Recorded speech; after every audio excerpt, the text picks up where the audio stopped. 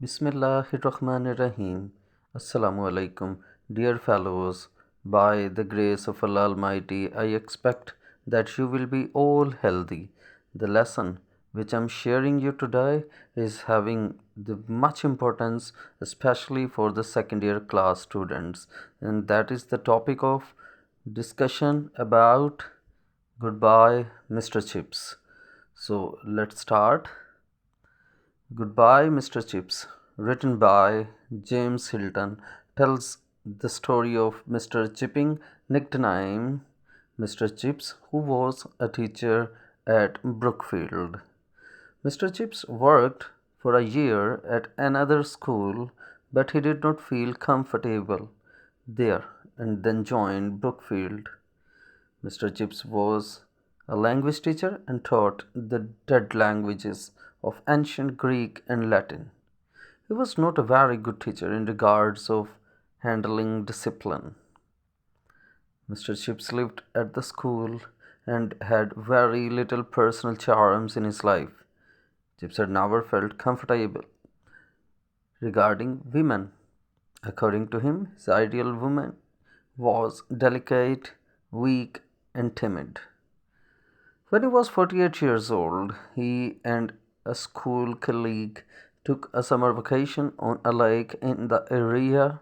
While on a hike up a rocky hill, a young woman was waving in his direction. He thought that she was in danger and he started to rush to help her.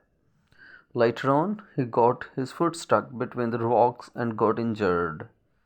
Then a woman came to his aid. The woman was 25 years old, Katherine Bridges, who helped Mr. Chips hobble back to his room.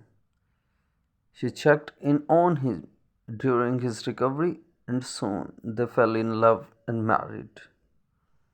Catherine was strong and politically liberal.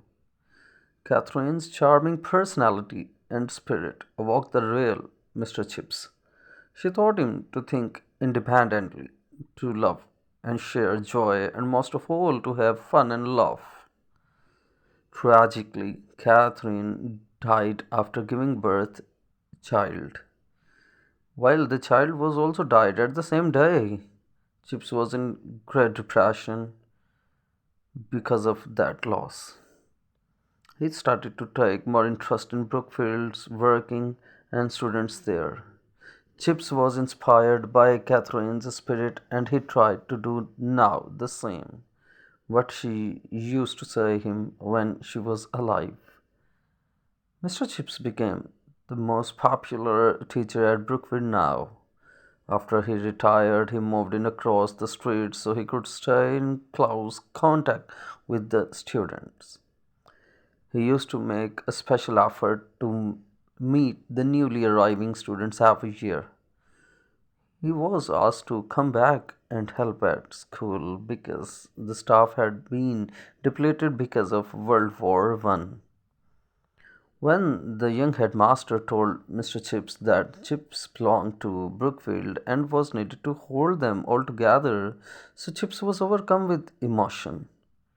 Chips faced further tragedy with the loss of many of his students, the dear students who were killed in the war.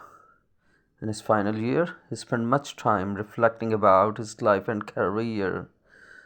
On his deathbed, he heard a comment from one of his gathered colleagues that it was a pity he never had children. He corrected the person.